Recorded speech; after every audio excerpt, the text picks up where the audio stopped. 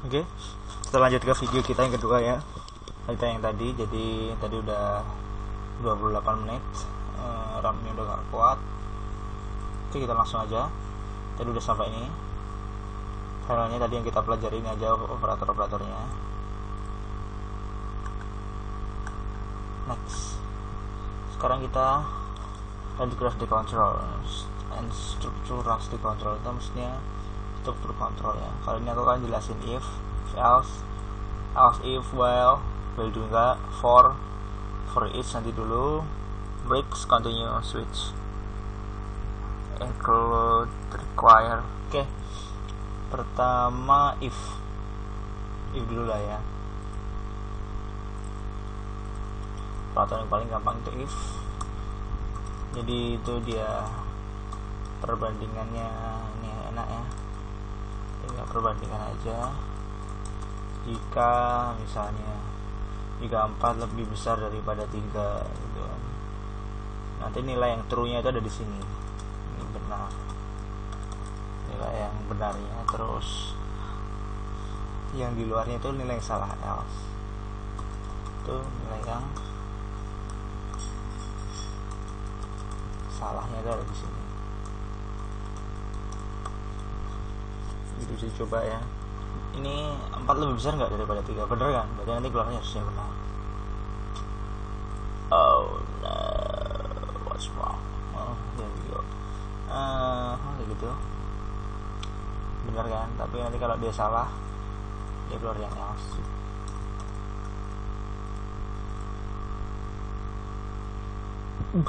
Terus kalau gitu, ada lagi contohnya, misalnya ini if ya. Kalau A ya 9, B itu 2, nah, terus C itu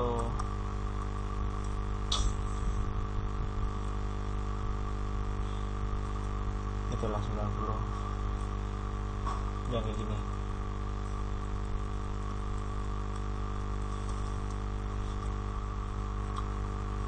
Kita bikin gimana ya, ini nilai ya,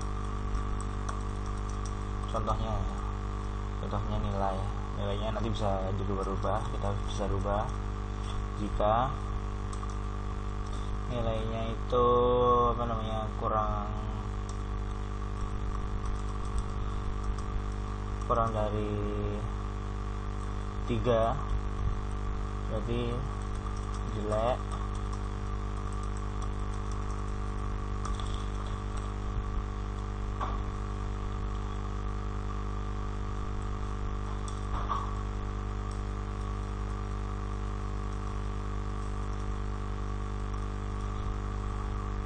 Kurang dari 6 berarti parah.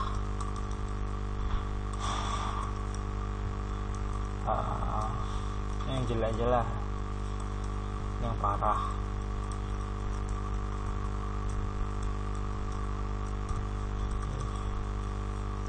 Nilai lebih kecil dari 8, bisa dibilang lumayan lah ya.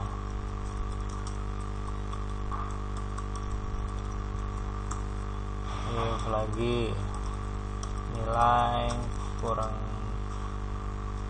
sama dengan 10. Oke, berarti mantap.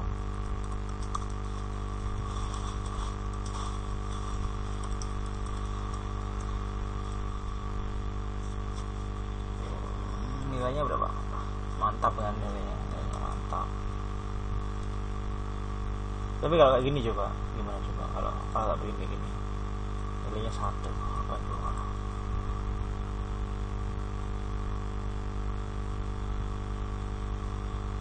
Iya, karena dia kenapa? Karena dia memenuhi semuanya kayak gini kan. Dia udah memenuhi semuanya gitu kan. Tapi kalau aku pakai else ya,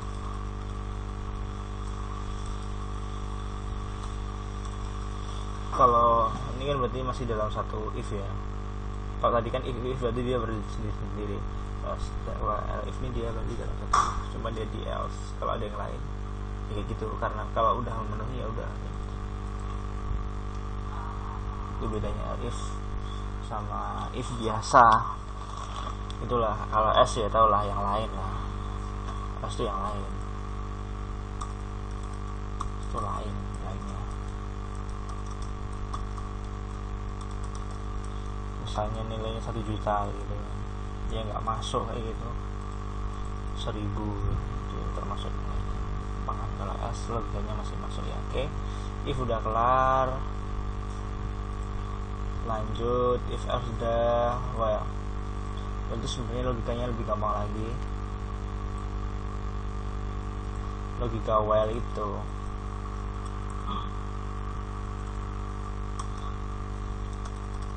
jadi kayak gini ya.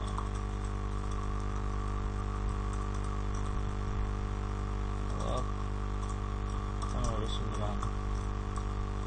Z sama dengan 1. Intinya while, kalau ini masih true nilainya, selama ini yang masih true, maka dia akan balik lagi. Jadi ini diproses, balik lagi ke sini. Kalau true, proses lagi, balik lagi ke sini. True, proses lagi gitu. Kalau ini udah sampai nggak true, nanti baru dia berhenti. Ini misalnya ya, that plus coba.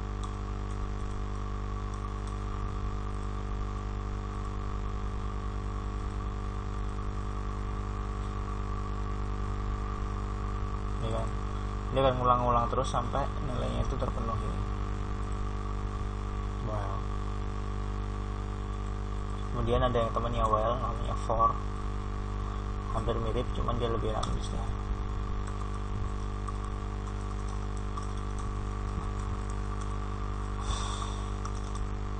X sama dengan 0, langsung di dalamnya X kurang dari 9 misalnya.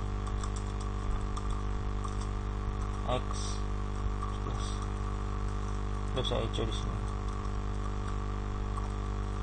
langsung kan lebih ringkas ya. For sama,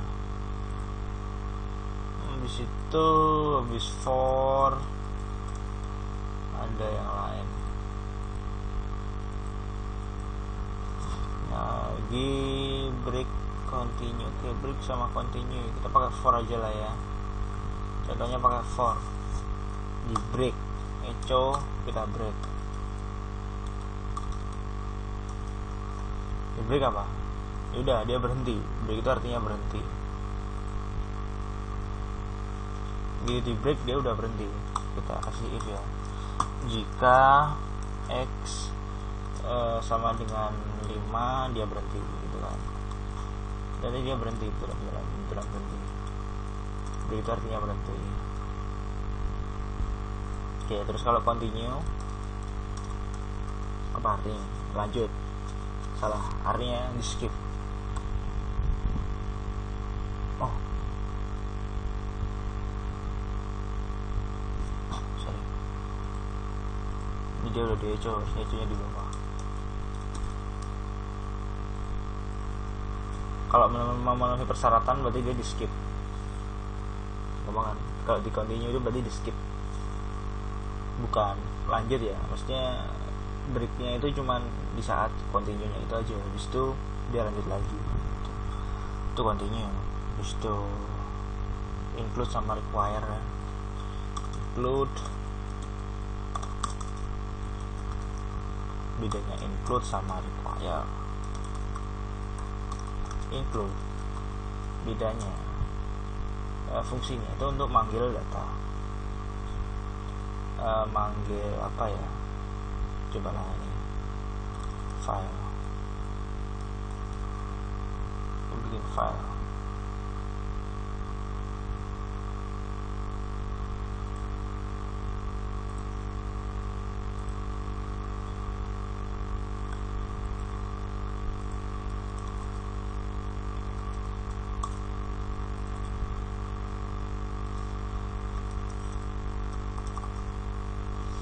Jadi fungsinya itu kayak kita copy paste aja. Kita copy paste kode yang kita ketikin di sini sama yang file di include-nya itu.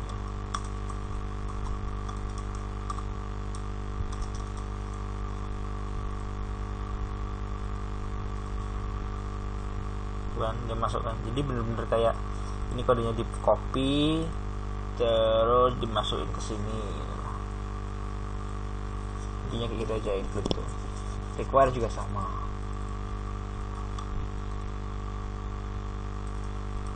Require juga sama fungsinya, tapi ada bedanya.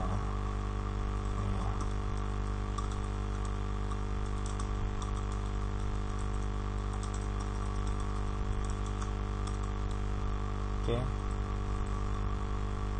saya gimana kalau require-nya itu filenya nggak ada? Nah, gimana kalau require itu filenya nggak ada, dia berhenti, error dan berhenti, ini nggak dilanjutin. Tapi kalau include dia masih bisa jalan.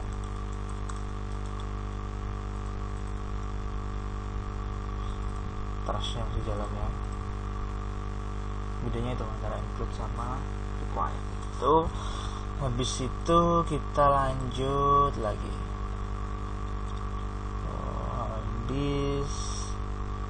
Habis return itu nanti ada di function. Aku pengen jelasin tentang array sekarang sekaligus functionnya.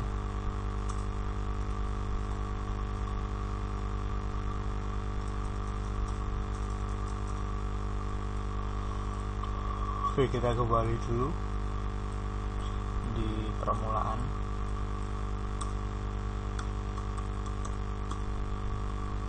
Ya, array itu termasuk jenis ini ya, termasuk jenis apa namanya, jenis tipe data. Fungsinya itu kayak gimana? Kalau aku bilang array itu mirip ini, array itu mirip matrix. Kalau aku bilang ini kayak kotak-kotak gitu, kayak matrix. Fungsinya dia untuk nyimpen, untuk apa ya, mengasosiasikan data gitu loh, data ya. Nanti kalau diisi array, dia jadi bisa diisi sama banyak data. Misalnya kalau data ini kan apa namanya, variabel, jadi kan cuma bisa diisinya satu ya. Array ini dia bisa diisi banyak gitu loh. Cuman ya bisa diisi, ini cuma data, bisa diisi banyak. Cara ngeceknya biasanya aku pakainya pre. Untuk ngecek arraynya itu bentuknya kayak gimana. Itu kan jadi array itu isinya kayak gitu. Kalau kita masukin di sini berarti ini langsung jadi masuk ke situ, jadi datanya dia. Ini key, ini value-nya. Key-nya secara otomatis itu udah defaultnya 0, dimulai dari 0 sampai angka berapa. Tapi ini bisa juga dibuat, array itu bisa aja dibuat, misalnya data kayaknya itu bisa dibuat jadi kayak gini.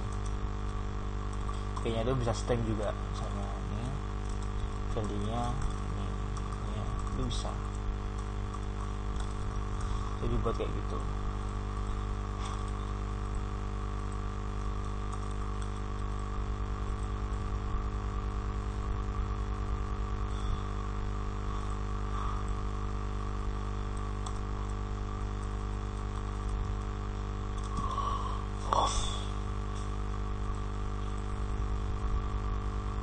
Itu kan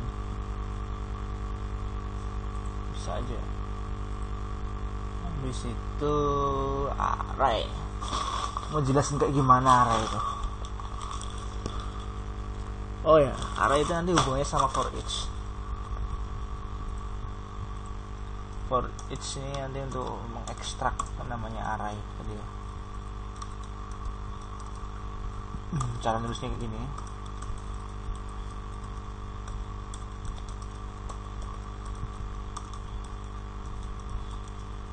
Sebagai key, isinya value. Key ini option ya, jadi kalau nggak diisi langsung value itu juga bisa. Oke, yang keluar key-nya.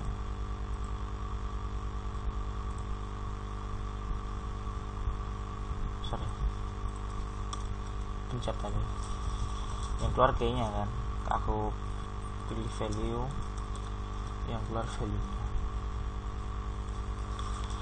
Nggak susah-susah amat sih array.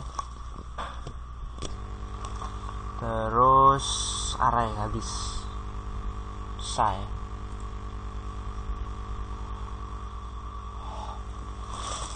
Oh ya, array bisa nyimpen array dalam array juga sih.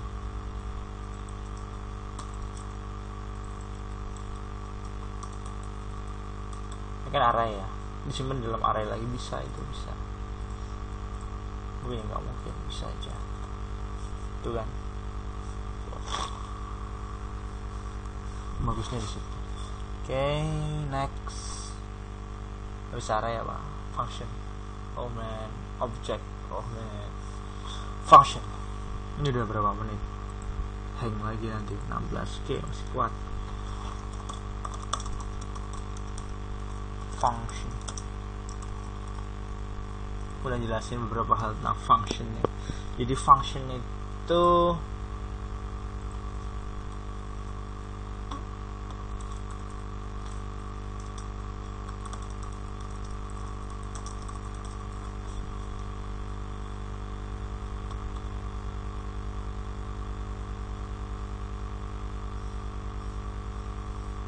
sorry.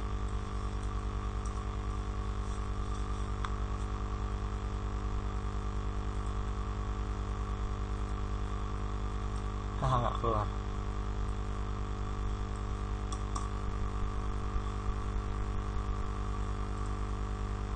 Haha, keluar. Udah buka indeks ternyata sama Google. Nyari di sini ya. Ini posting-postingan kita semua. Meskipun belum buka indeks sama Google, nggak diurus sih soalnya SEO-nya.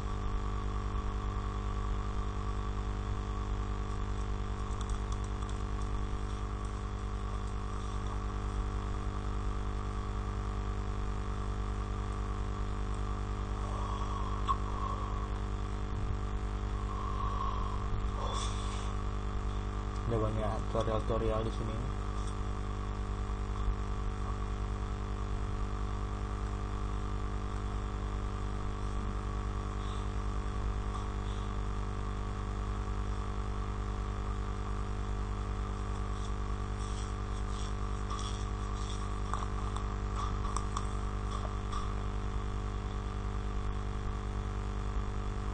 Oke, jadi function itu sebenarnya kayak ini, orang bilang enkapsulasi. Jadinya dia kapsul yang isinya itu rumus, bisa dipakai kapan aja gitu. Maksudnya ada kalau dia kasih input, dia bisa ngeluarin output sesuai dengan prosesnya itu gitu loh. Jadi contohnya ya, function kasih ini, vektornya kayak gini ya. Nanti jadi ini masukannya x, ini diproses sama dia, return dia hasilnya gitu. Sama kayak fungsi di matematika jadinya. Jadinya function x, kalau kita x-nya masukin x di sini, kan diproses dia, keluarlah jadinya x tuh nanti hasilnya dari pemrosesannya.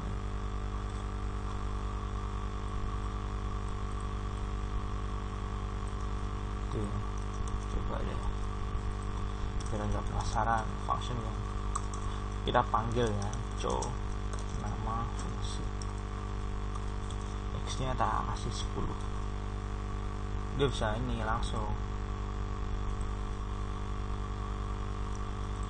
sama bintang tak. Mana ada sama dengan line 5. Oh ini, oh ya, Twitter nggak boleh pakai sama dengan. Oke, kan langsung ke proses. Jadi itu fungsinya function tuh, kayak kapsul di dalamnya ada rumusnya itu siap digunakan kapan aja gitu ya. Function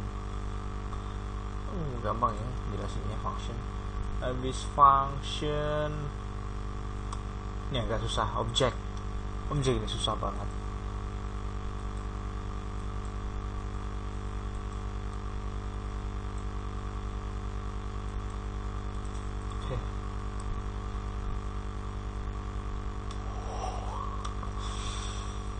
Habis function kita punya objek ya.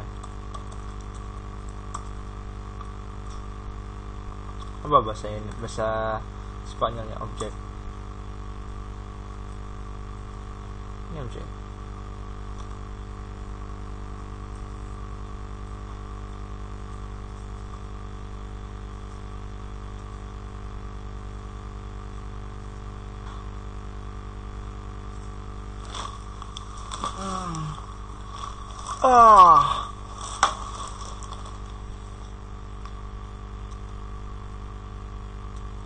Jadi objek itu gimana ya?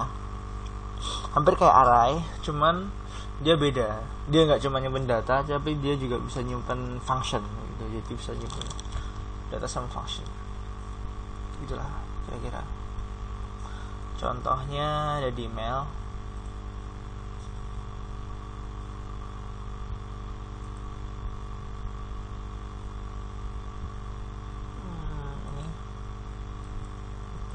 Di librarian baru aja ini tadi siang baru aja kemarin diajarinnya.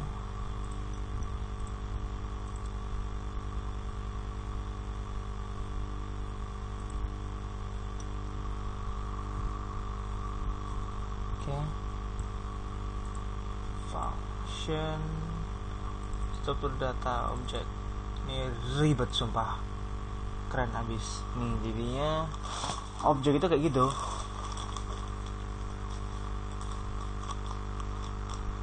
Dia kelas ya. Jadi di deklarasi ini ya, objek itu pakai kata kelas kayak gitu. Terus dalamnya bisa dikasih ini namanya data atau apa istilahnya. Terus kalau mau kita bisa kasih sifat. Yang ada sifatnya itu yang ini. Ini sifatnya. Ini datanya. Cara manggilnya. Jadi new kipas angin. Kipas angin, ini kelasnya kipas angin ya. Kita masukin ke dalam variabel. Jadi variabel ini isinya udah objek tuh. Terus habis itu ini sifat muternya dipanggil, dia muter tuh dia sekarang muter. Habis itu bisa kita cari tuh dia muter atau enggak, bisa kita cek sifatnya. Habis itu dimatiin, sifatnya mati atau masih enggak.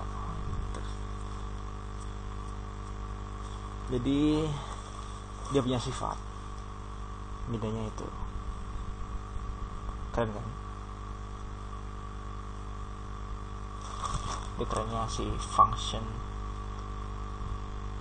kok function, sorry apa objek. Kita bisa praktikin.